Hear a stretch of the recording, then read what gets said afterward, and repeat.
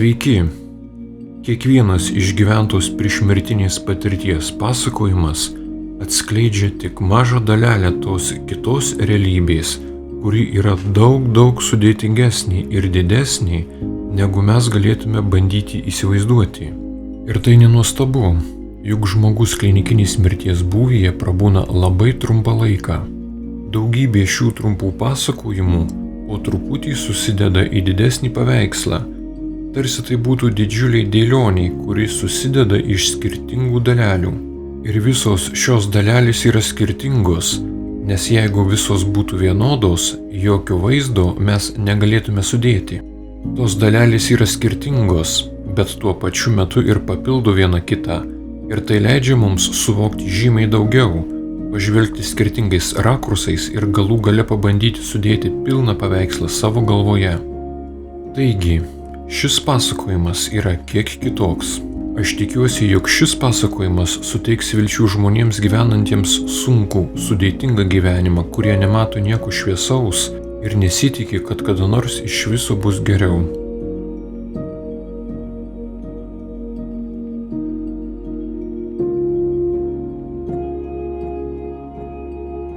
Mano vardas yra Betty Guadagno. Jums papasakosiu apie savo išgyventą priešmirtinę patirtį, bet pirmiau papasakosiu apie tai, koks buvo mano gyvenimas iki šio įvykio. Aš gimiau pakankamai chaotiškoje šeimoje. Šeimoje augau skurde bei nuolatinėme nepritekliuje. Mano abu tėvai vartojo narkotikus ir mane taip pat to išmokė. 2007 metais mano abu tėvai nutarė nutraukti narkotikų vartojimą ir jie tą padarė kartu nusižudydami. Man tada buvo 23 metai ir tai buvo baisi trauma man ir mano seseriai. Likusi be tėvų, nežinojau, kaip susitvarkyti su stresu ir dar labiau įnikau į narkotikus bei alkoholį. Ir nuo to laiko mano gyvenimas buvo nesibaigiantis košmaras tarp alkoholio, narkotikų ir prostitucijos. Visa tai nutiko 2019 m. kovo 23 d. Ta dieną aš perdozavau narkotikų ir atsidūriau, kaip čia tiksliau pasakius, nežinau ar toks apibūdinimas būtų tinkamas, aš atsidūriau amžinybėje. Aš patekau į neįtikėtiną erdvę, į nuostabią šviesą, kur buvo besąlygiška meilė. Ir kaip supratau, prieš mane buvo viso ko šaltinis, arba Dievas, ir aš su juo bendravau. Gyvenime aš buvau labai karinga ateistė, niekuo netikinti ir netikinti, kad yra dar kažkas daugiau negu tik šis materialus pasaulis. Aš buvau narkomanė, aš buvau prostitutė ir iš tikrųjų narkotikai ir buvo mano Dievas. Ir galima sakyti, jog buvau visiška benamė. Aš taip pat buvau labai manipuliatyvi, aš vogiau. Trumpiau tariant, aš buvau toks žmogus, tiesiog blogiausia, ką jūs galite pagalvoti apie žmogų. Ir kai aš atsidūriau toje erdvėje, veidas į veidą su Dievu, buvo toks jausmas, kad pagaliau aš atsibudau. Viskas buvo taip tikroviška, taip realu. Ir bene pirmą kartą gyvenime aš visiškai aiškiai ir blaiviai mąsčiau. Man buvo jausmas, kad aš pagaliau esu namuose. Pajutau didžiulį, labai stiprų susijungimo jausmą ir pajutau, kad aplinkui yra daugybė būtybių, bet aš nesupratau, kas jie tokie buvo. Ten būdama pradėjau jiems uždavinėti labai daug klausimų, tačiau dabar negaliu prisiminti atsakymų. Turiu pasakyti, kad iki šio įvykio mano gyvenimas buvo visiška tamsa. Mano gyvenimas buvo tamsa ir nusivylimas. Bet man paaiškino, kad pirmoji mano gyvenimo dalis buvo tarsi treniruočių stovykla, kur mano siela buvo tarsi treniruojama tam, kad įgauti tam tikras savybės, taptų stipresnė. O kita mano gyvenimo dalis būtų skirta mano tikslo vykdymui. Kai tai išgirdau, man visa tai nepatiko. Ir tada pasakiau, žinote ką, man nereikia jūsų visų tų pasakojimų ir jūsų dvasingumo. Man nereikia tų visų kažkokių teorijų. Aš čia atvykau, man čia patinka ir aš čia pasiliksiu pas save namuose. Ir man pasakė, ne, tau reikia grįžti atgal, nes tavo misija dar nėra įvykdyta. O aš atsakiau, jog tikrai ne. Juk yra daugybė kitų žmonių, kitų sielų, kurie galėtų padaryti tą, ką turėjau padaryti aš. Todėl man visiškai nebūtina grįžti atgal į žemę. Tada šios būtybės man parodė, kaip aš pati suplanavau šį savo gyvenimą prieš man gimstant. Aš kaip siela pati pasirinkau savo gyvenimą žemėje prieš man ateinant gyvenimui į žemę. Aš pasirinkau savo tėvus, pasirinkau savo šeimą, kurioje norėjau gimti, savo draugus ir pasirinkau visą tą neigiamą gyvenimą. Tada aš suvokiau, kodėl visi šie blogi dalykai įvyko mano gyvenime. Ir taip pat man buvo parodyta, kaip įvyko tas gyvenimo pasirinkimo procesas. Taigi, aš atsidūriau kažkokioje aplinkoje, o šalia manęs buvo būtybė, kuri lydėjo mane šioje vietoje. Aš atsidūriau tarsi didžiulėje parduotuvėje, kur priešais save stūmiau vežimėlį ir lydinti būtybė man sako: gerai, štai dabar pradėk rinktis savo gyvenimą žemėje. Ir aš lentynose pamačiau daugybę pakuočių, tarsi panašias į sausų pusryčių pakuotes. Kiekvienoje pakuotėje buvo tam tikra žemiška patirtis ir ant kiekvienos pakuotės buvo pažymėtas tam tikras parametras. Galėjau rinktis iš visų patirčių ir galėjau kombinuoti šias patirtis arba situacijas, kaip aš pati norėjau. Ir tada pagalvojau: wow, jeigu aš jau vykstu į žemę, tai jau noriu patirti tikrai kuo daugiau ir reikia, kad ši patirtis būtų tikrai stipri. Ir aš pradėjau tiesiog griebti tas pakuotes su blogiausiais dalykais. Aš pamačiau, jog tada buvau labai susijaudinusi ir kad būtent aš pati pasirinkau visus tuos iššūkius gyvenime. Tai, kad būsiu narkomanė, kad mano tėvai bus narkomanai, kad mane prievartaus, kad man bus seksualinė trauma, kad mano gyvenimas bus labai sunkus. Aš pamačiau visas tas sudėtingas situacijas, kurias iš tikrųjų aš ir patyriau savo gyvenime. Ir aš prieš atvykstant gyventi į žemę rinkausi tas situacijas arba patirtis pati. Pati mačiau, jog į tą vežimėlį pridėjau labai daug įvairių neigiamų dalykų, bet pastebėjau, kad ten buvo pridėta ir kitų dalykų, kurie mano gyvenimą dar nebuvo įvykę. Pavyzdžiui, nustoti vartoti narkotikus, džiaugsmas, reabilitacija, normalus gyvenimas, tikslai, svajonės. Po šio įvykio supratau, kad aš nesu kažkokių aplinkybių auka. Supratau, kad visi įvykiai iš tikrųjų buvo prasmingi ir jie įvyko ne su manim, o dėl manęs. Aš supratau, kad aš pati pasirinkau tas visas aplinkybės ir visas patirtis arba situacijas, ir tos situacijos buvo naudingos mano sielos vystymuisi. Ir tuo momentu man kažkas atslūgo. Man labai palengvėjo ir aš suvokiau visą gyvenimo esmę. Tos būtybės man parodė, kad aš pati taip pat pasirinkau kitas sielas, su kuriomis norėjau išgyventi savo gyvenimą. Ir tokiu pat būdu ir kitos sielos pasirinko mane į savo gyvenimo planą, kad aš būčiau kaip neigiamas elementas jų gyvenime. Ir aš supratau, kad mes kaip sielos, mes susitarėme tarpusavyje, kaip mes paveiksime vieni kitų gyvenimą tam, kad gauti reikalingą patirtį sielos vystymui.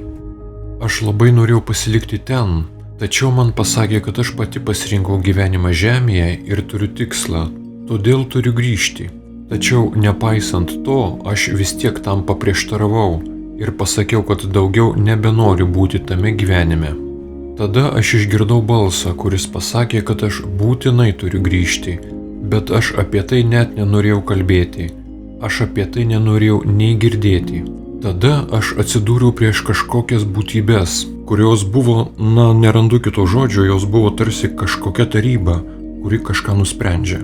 Tačiau ten nebuvo jokio pasmerkimo ar teismo, nes kaip supratau, ten nėra ir nebūna iš viso jokio teismo. Ir toji taryba tiesiog pasakė: ne, tu dar nebaigi savo misijos, tau reikia grįžti atgal. Ir tada aš pradėjau kaprizingai šaukti, elgtis lyg mažas vaikas, pradėjau isterikuoti ir blaškytis, atsisakydama grįžti žemėn. Ne, tikrai negrįšiu ir jūs čia man nenurodinėsite, ką man daryti. Aš ir visaip prašiau ir maldavau, prašau, nesiųskite manęs atgal, aš negalėsiu daugiau ištverti tokio gyvenimo. Man jis per daug sudėtingas, per daug sunkumų, jame per daug iššūkių ir aš daugiau negalėsiu tęsti tokio gyvenimo.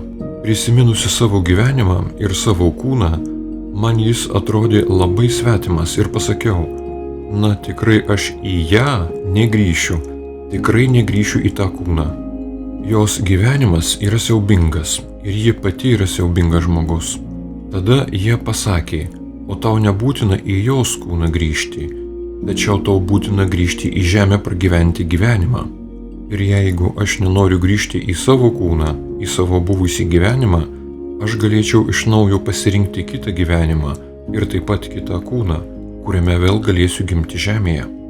Tada man parodė 3 kūdikius ir papasakojo apie kiekvieną iš jų, kur jie gims, kokioje šeimoje, kokia bus jų gyvenimo istorija. Man parodė visą jų gyvenimą žemėje, papasakodami visas detalės. Nepaisant to, kad mano gyvenimas buvo labai sunkus, pamačiau, kad tų vaikų gyvenimas bus dar labiau sunkesnis ir sudėtingesnis nei mano esamas, todėl tikrai nenorėjau viską pradėti iš naujo ir gyventi tokį pat siaubingą gyvenimą nuo pradžių dar kartą. Tada visgi pasakiau, gerai, jeigu man tikrai reikia grįžti atgal, tada grįšiu atgal į savo gyvenimą. Ir tos būtybės pasakė, taip, iš tikrųjų pas tave tai ir yra vienintelis pasirinkimas, ir pridūrė, ir tau būtinai reikia nustoti vartoti narkotikus. Ir kai grįžau į kūną, mano gyvenimas pradėjo stipriai keistis. Man iš tikrųjų atsirado praktinės galimybės pabaigti vartoti narkotikus ir kartu atsirado didžiulis vidinis noras baigti juos vartoti. Atsitiko labai keistas dalykas. Visi narkotikų dileriai, iš kurių gaudavo narkotikus, jie staiga man nustojo juos tiekti. Tai buvo skirtingi žmonės ir jie nepažinojo vieni kitų. Aš bandžiau surasti narkotikų, bet nesėkmingai. Aš vartodavau heroiną ir man prasidėjo narkotinė abstinencija, taip vadinamos lomkės, ir jaučiausi labai blogai, tiesiog nepakeliamai siaubingai. Ir tada aš išgirdau balsą, tu gali paprašyti, ko nori. Tada pasakiau, kad noriu, jog dingtų visi skausmai, kad mano sveikata būtų geresnė. Tačiau aš niekada nepasakiau, kad norėčiau baigti vartoti narkotikus. Ir man balsas pasakė, skaičiuok nuo 10 iki 1. Aš atsiguliau ir pradėjau skaičiuoti. Po to pamačiau, kad prieš mane atsirado 2 figūros, kažkokios baltos šviesos būtybės, rankose laikančios kažkokius man nesuprantamus daiktus. Ir kol skaičiavau, šios būtybės kažkaip pradėjo tarsi keliauti po mano smegenis. Ir aš supratau, kad šios būtybės tvarkė mano mintis, jos tarsi gydė mano gyvenimą. Tuo metu aš jaučiau labai stiprius galvos skausmus ir galvoje nuolat stipriai kylanti įtampa staiga netikėtai išnyko ir pajutau, kad dingo skausmai ir kaip vėliau supratau, būtent nuo to momento dingo priklausomybė narkotikams. Supratau, kad jie išgydė mane nuo priklausomybės, nes man neliko jokios priklausomybės narkotikams. Man netgi galvoje prašviesėjo ir supratau, kad tai yra ženklas man keistis, tačiau aš nežinojau, ką man daryti. Aš juk niekada negyvenau normalaus gyvenimo ir nežinojau, neįsivaizdavau, kaip man elgtis. Ir suvokiau, kad man reikia klausytis savo vidinio balso bei vadovautis savo intuicija. Tada tiesiog nuėjau į metro ir ten pamačiau žmogų, pas kurį ant kuprinės buvo reabilitacijos centro ženkliukas. Ir tada vidinis balsas man pasakė, štai tavo žmogus, sek paskui jį. Ir jį sekdama atėjau į reabilitacijos centrą ir nuo to įvykio aš daugiau nevartoju narkotikų.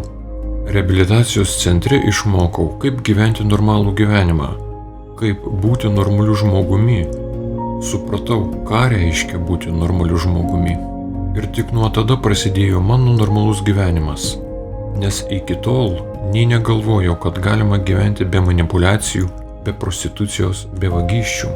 Aš pradėjau daug mąstyti, daug domėtis, perskaičiau daugybę knygų ir tai buvo pirmas kartas mano gyvenime, kai pradėjau tikrai naudoti savo protą. Ir man buvo smagu žinoti, kad aš galiu iš tikrųjų aiškiai ir ryškiai mąstyti. Ir tas aiškus mąstymas man buvo labai naujas dalykas. Prisimindama savo išgyventą priešmirtinę patirtį, supratau, kad iš esmės aš esu savo gyvenimo, savo egzistencijos kūrėja, kartu su Dievu, su kūrėju, kartu kuriame mano gyvenimą. Ir aš nesu savo gyvenimo auka, bet aš esu savo gyvenimo autorė. Visi dalykai vykstantys gyvenime, jie gyvenime vyksta ne su manimi, o dėl manęs. Kadangi visus tuos sudėtingus dalykus, sunkius įvykius savo gyvenime pasirinkau pati tam, kad jie prisidėtų prie mano sielos vystymo. Šis mano gyvenimas yra stipriai permainingas ir šiandien čia sėdi ne tas ankstesnis visapusiškai žlungantis žmogus. Šiandien visas mano gyvenimas yra pasikeitęs. Aš sparčiai sveikstu ir šalia turiu mane labai palaikančius žmonės. Aš esu jiems labai dėkinga, kad šiandien galiu pasidalinti savo istoriją su jumis.